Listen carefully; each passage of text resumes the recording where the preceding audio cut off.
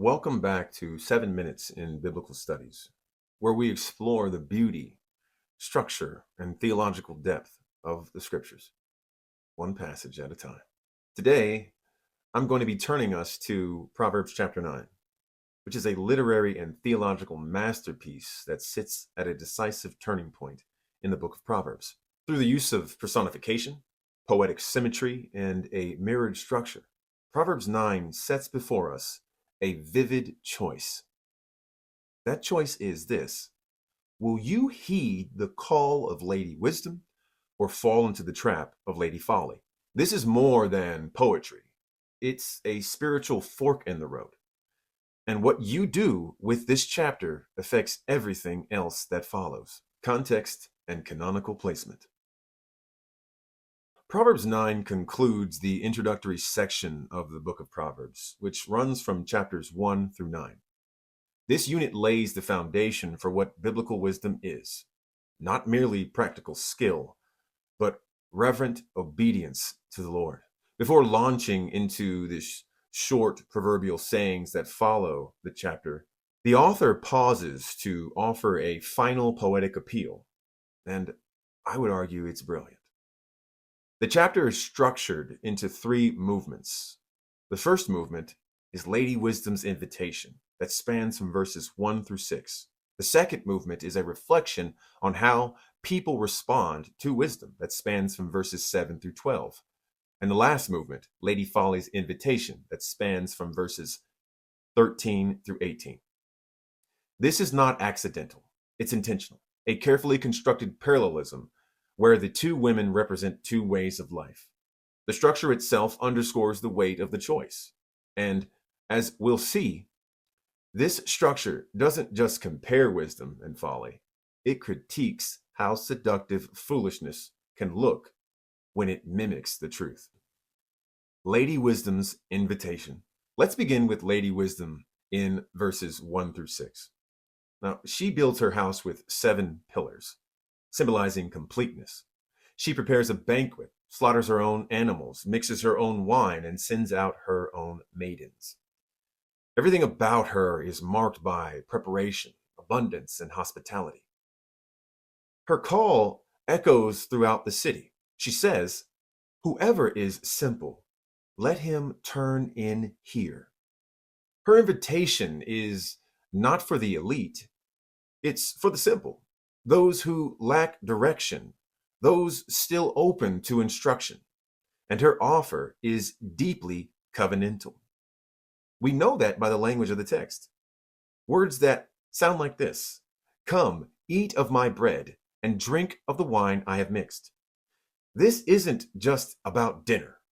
It's an image of participation in wisdom itself, an act of communion with what is good and true, life-giving and right. If this sounds familiar, it should. This anticipates Jesus' own invitations when he says, "Come to me, all who labor," in Matthew chapter 11, verse 28. He also says, "If anyone thirsts, let him come to me and drink," in John chapter 7, verse 37. Lady Wisdom foreshadows the messianic banquet. She prepares a table that nourishes not just the body, but the soul, the way of the wise and the scoffer. Verses 7 through 12 pause the narrative and bring in moral reflection. Here, the text addresses how people respond to correction. The scoffer resists rebuke and grows in arrogance. The wise receive correction and grow wiser still. This interlude teaches us something essential. Wisdom isn't about IQ. It's really about humility. Verse 10 then delivers the book's theological foundation. The fear of the Lord is the beginning of wisdom, and the knowledge of the Holy One is insight. Everything in Proverbs, and arguably all of biblical wisdom, hinges on this central verse. Fear of the Lord is not terror. It's reverent allegiance, covenant loyalty, and a recognition of God's holiness. It's a humility that says, "I don't know everything, and I need instruction." Now, the wise receive correction because they already fear the Lord. Their openness to growth reflects their posture of worship and heart.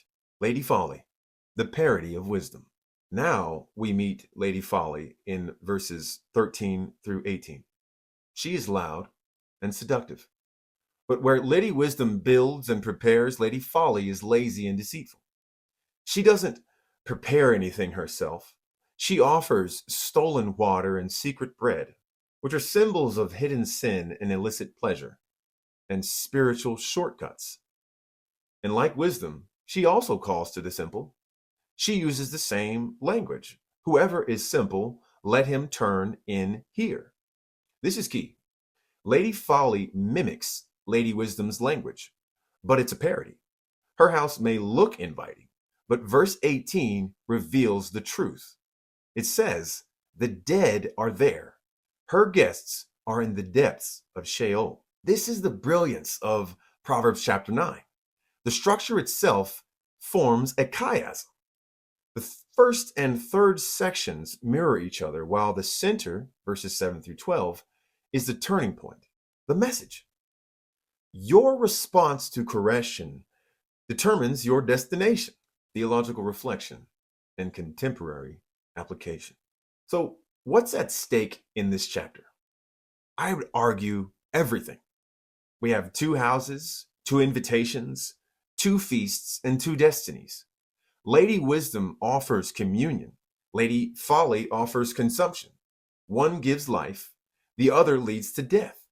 And yet, both women sound very similar. This is what makes the passage so powerful. Folly often wears the mask of wisdom.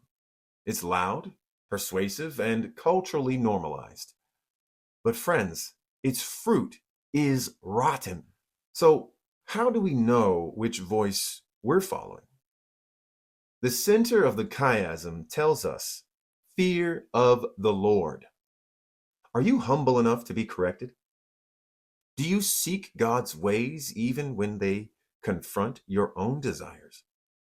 Are you discerning about what voices are shaping your thoughts and habits? Today, the simple are still being called. We are still being invited to a feast, but only one table leads to life. In Jesus, the wisdom of God, we find the true feast. Now, he doesn't offer stolen water. He offers living water. He doesn't offer secret bread. Jesus Christ is the bread of life. Proverbs 9 isn't just literature, friends. It's a warning, an invitation, and a portrait of divine wisdom calling out in a world full of foolishness. Which voice are you listening to? Whose table are you sitting at? Thanks for watching 7 Minutes in Biblical Studies. Now, if this helped bring more clarity and depth to your understanding of the scriptures, share it with others and come back for the next episode. Until then, I implore you, friends, choose wisdom, choose life, choose Jesus Christ. See you next time. God bless.